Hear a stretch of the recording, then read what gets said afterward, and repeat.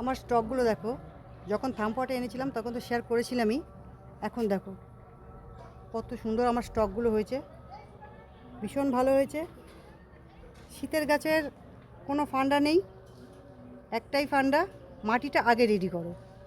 মাটিটা আগে রেডি করলে পরে কী হবে, গাছ কিন্তু আপনিই ভালো হবে। শীতের গাছের শিকড় কিন্তু ভীষণ নরম হয়, আর যত ভালো মাটি তৈরি করবে শিকড় তত ভালো চলাচল করবে, ফুল তত ভালো হবে।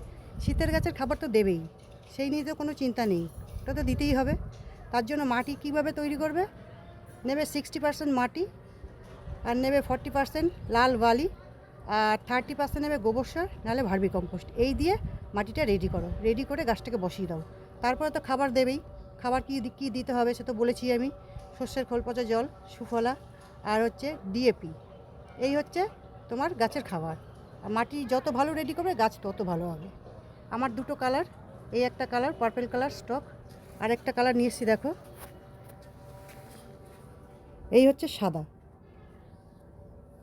সাদা স্টক। সাদা স্টক আনিনি, দুটো এনেছি, আরও কিছু লাগিয়েছি চারা গাছ এনে।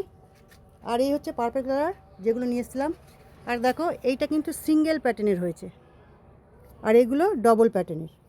ভীষণই সুন্দর স্টকগুলো।